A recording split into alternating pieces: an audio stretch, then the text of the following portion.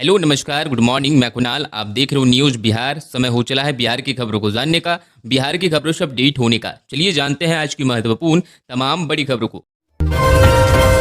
बिहार के 15 जिले heat wave की चपेट में, पटना समेत इन शहरों में मौसम विभाग का रेड अलर्ट। बिहार में मानसून आने से पहले भीषण गर्मी का प्रकोप जारी है। दक्षिण बिहार के 15 जिले बुधवार को भी लू यानी हीट वेव की चपेट में रहे और अधिकतम तापमान सामान्य से ऊपर रहा। वहीं पटना में लगातार छठे दिन अधिकतम तापमान 40 डिग्री के पार रहा। मौसम विभाग ने गुरुवार को पटना सहित 7 जिलों में भीषण गर्मी का रेड अलर्ट जारी किया है। वहीं 13 जिलों में उष्ण लहर का ऑरेंज अलर्ट है, यानी अगले 24 घंटे के भीतर राज्य में झुलसाने वाली गर्मी पकड़ने की आशंका है। मौसम विभाग के पूर्वानुमान के मुताबिक गुरुवार को पटना, बक्सर, भोजपुर, औरंगाबाद, कैमूर, रोहतास और अरवल में भीषण गर्मी एवं हीट वेव को लेकर रेड अलर्ट जारी किया गया है। वहीं बेगूसराय, लखीसराय, जहानाबाद, नवादा, नालंदा और सिवान, वैशाली जिले में 1 या 2 स्थानों पर लू चलने का ऑरेंज अलर्ट जारी किया गया है। पटना समेत प्रदेश में गर्म पछुआ और रात में उमस भरी गर्मी से लोग परेशान रहे। 3 दिनों के बाद मौसम की मिजाज में बदलाव आने के साथ तापमान में गिरावट आने के साथ राहत मिलने की संभावना है। पटना समेत प्रदेश के अधिकांश भागों का तापमान 41 डिग्री सेल्सियस से ऊपर बना हुआ है। छठे दिन भी पटना का तापमान 40 डिग्री से ऊपर दर्ज रहा। अधिकतम तापमान आंशिक गिरावट के साथ 42.2 डिग्री सेल्सियस दर्ज किया गया। 44.9 डिग्री सेल्सियस के साथ औरंगाबाद प्रदेश का सबसे गर्म जिला रहा। बाहुबली रतन सिंह का निधन, लालू को पहनाया था गोल्ड मुकुट। बेगूसराय जीप अध्यक्ष रहे थे गिरिराज सिंह ने जताया शोक, सुबह हुई थी बेचैनी। बेगूसराय जिला परिषद के पूर्व अध्यक्ष और भूमिहार समाज के कद्दावर नेता बाहुबली रतन सिंह की कल सुबह निधन हो गया। बेगूसराय जिले की बरौनी प्रखंड क्षेत्र स्थित तिलरथ निवासी रतन सिंह पिछले कुछ समय से बीमार थे। कल सुबह करीब 6 बजे उठने के बाद अचानक बेचैनी महसूस हुई। आनन फानन में परिजन अस्पताल ले गए, जहां डॉक्टरों ने उन्हें मृत घोषित कर दिया। जिला ही नहीं राज्य भर से लोग श्रद्धांजलि अर्पित करने पहुंच रहे थे।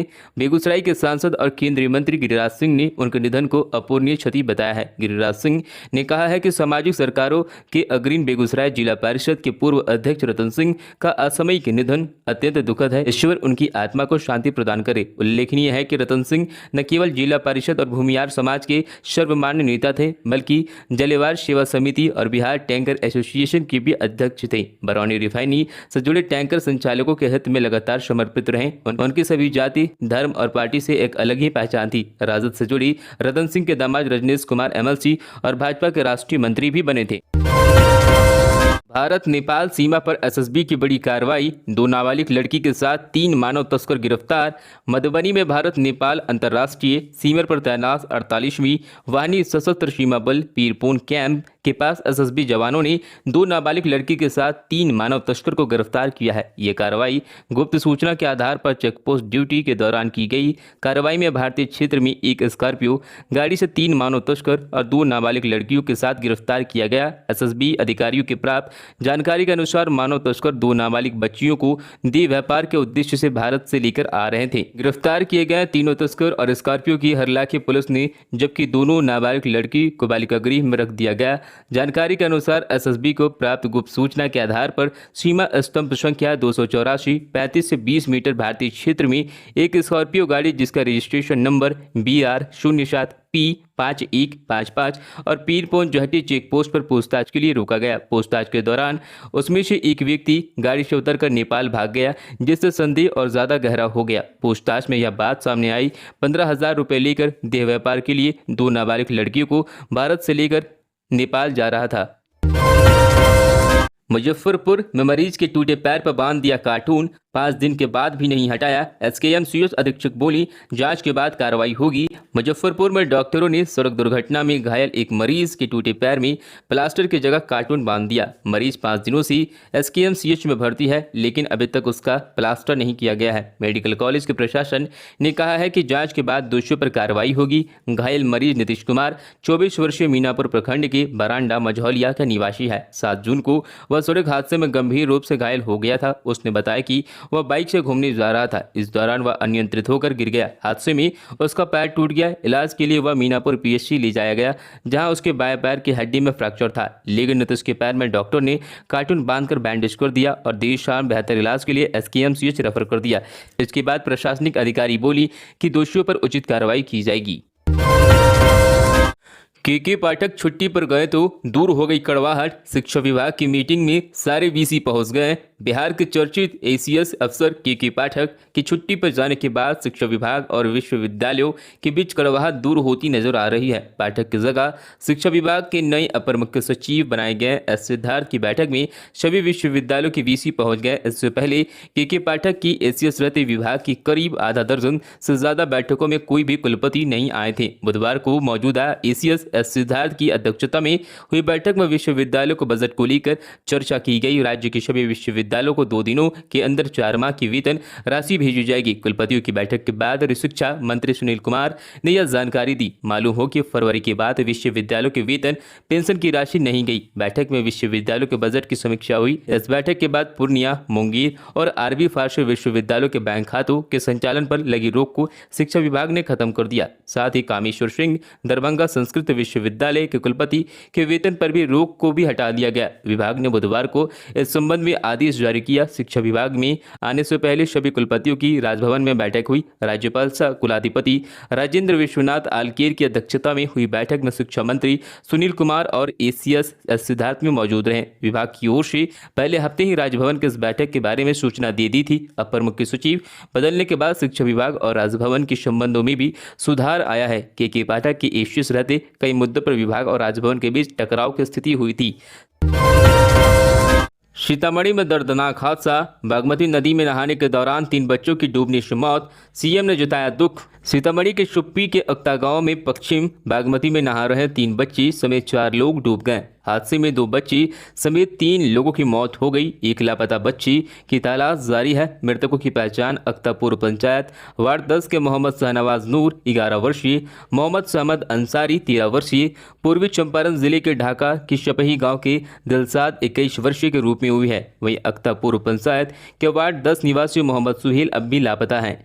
सूचना मिलते ही गोताखोरों के साथ अख्ता गांव की बड़ी संख्या में लोग मौके पर पहुंचे और तलाश शुरू कर दी। तीनों के शवों को करीब 1 किलोमीटर दक्षिण बागमती नदी के किनारे गहरे पानी से निकाला गया। मोहम्मद सोहेल की तलाश जारी है। एसडीआरएफ की टीम भी बच्चे की तलाश में जुट गई है। सीएम नीतीश कुमार ने हादसे पर दुख जताया है और 4-4 लाख रुपए की अनुग्रह राशि देने का निर्देश दिया है। बीपीएससी टीआरई 3.0 तीसरे चरण की शिक्षक बहाली परीक्षा में डेट बदली। अब इस तारीख को होगा एग्जाम। बिहार लोकसेवा आयोग ने तीसरे चरण की शिक्षक नियुक्ति परीक्षा की तिथि में एक बार फिर से बदलाव किया है। अब परीक्षा 19 से 22 जुलाई के बीच होगी। आयोग की ओर से बताया गया है कि अतिथि शिक्षकों को आवेदन का मौका 4 से 10 जून तक दिया गया था। इसमें काफी संख्या में आवेदन मिले हैं। इससे पहले आयोग ने 27 से 29 जून तक परीक्षा लेने के लिए सभी जिलों के डीएम को पत्र भेजा था। अभी तक तीसरे चरण की शिक्षक नियुक्ति परीक्षा में 3 बार तिथि में बदलाव किया गया है। मार्च में परीक्षा का पेपर लीक हुआ था। इसके बाद से रद्द परीक्षा को कराने में लगातार परेशानी हो रही है। इस बार अतिथि शिक्षकों की वजह से तिथि में बदलाव हुआ है।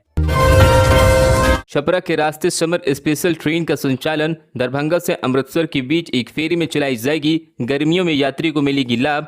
रेलवे प्रशासन द्वारा यात्रियों की होने वाली अतिरिक्त भीड़ को ध्यान में रखते हुए दरभंगा अमृतसर दरभंगा विशेष गाड़ी वाया छपरा गोरखपुर का संचालन दरभंगा से 13 जून को और अमृतसर से 15 जून को एक फेरे के लिए किया जाएगा। इस ट्रेन का संचालन छपरा के रास्ते किया जाएगा। इसकी जानकारी जनसंपर्क पदाधिकारी अशोक कुमार ने पत्र जारी करते हुए दिया है। इस ट्रेन का संचालन से छपरा के यात्रियों को गोरखपुर, गोंडा, मुरादाबाद के रास्ते दिल्ली और जालंधर पहुंचने में काफी सहूलियत मिलेगी। हीट वेव के बीच एक्टिव हुए स्वास्थ्य मंत्री मंगल पांडे।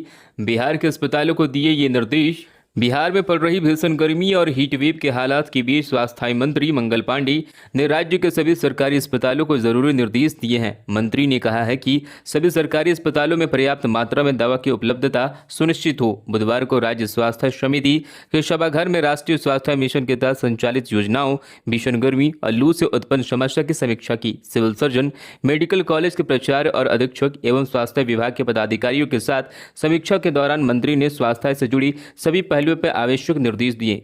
स्वास्थ्य मंत्री मंगल पांडे ने सिविल सर्जन से कहा कि अस्पतालों में मरीजों की मुफ्त दवा के लिए न्यूनतम 300 दवाएं अनिवार्य रूप रहें।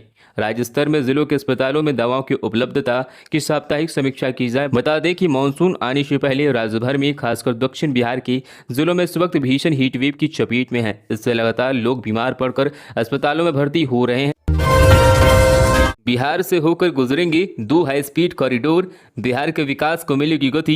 जानिए किन जिलों में मिलेगा सीधा लाभ। बिहार के उप मुख्यमंत्री शपथ निर्माण मंत्री विजय कुमार सिन्हा ने कहा कि केंद्र सरकार की भारतमाला 2A योजना के तहत जिन दर्जन भर हाई स्पीड कॉरिडोर को स्वीकृति मिली है, उनमें से 2 कॉरिडोर बिहार से होकर गुजरने जा रहे हैं। राज्य से होकर Raxaul Haldia high speed corridor के लगभग 366 किलोमीटर तथा Gorakhpur Kishanganj high speed corridor के लगभग 416 किलोमीटर परिपथ निर्माण होने जा रहे हैं। इसके अतिरिक्त केंद्र सरकार द्वारा पूर्व में स्वीकृत भारतमाला 2 के तहत NS 319B Varanasi Kolkata expressway की 170 किलोमीटर लंबाई का परिपथ बिहार से होकर गुजरने वाला है, जिसमें अब तक कुल 5 पैकेज में लगभग 5,241 करोड़ रुपए की लागत से 136 किलोमीटर की सड़कों का निर्माण से जुड़ी निविदाएं निष्पादित हो चुकी हैं और इन पैकेजों पर जल्द ही कार्य भी शुरू हो जाएगा।